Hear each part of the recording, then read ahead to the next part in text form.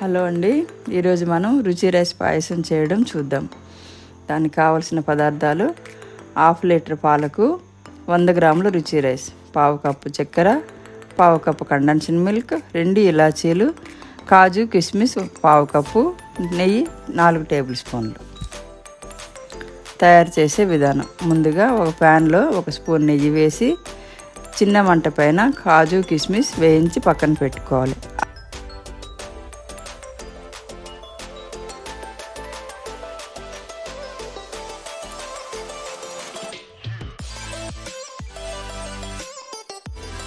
అదే ప్యాన్లో మిగిలిన నెయ్యి వేసి రుచి రైస్ని చిన్న మంట పైన దోరగా వేయించి పక్కన పెట్టాలి.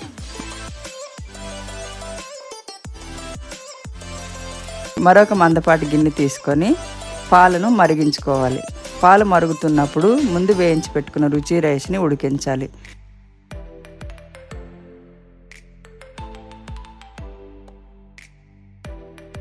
రుచి రైస్ ఉడికిన తర్వాత చివర్లో కండెన్స్డ్ మిల్క్, చక్కెర, కాజు కిస్మిస్, ఇలాచీ వేసి అంతా కలిపి స్టవ్ ఆఫ్ చేయాలి.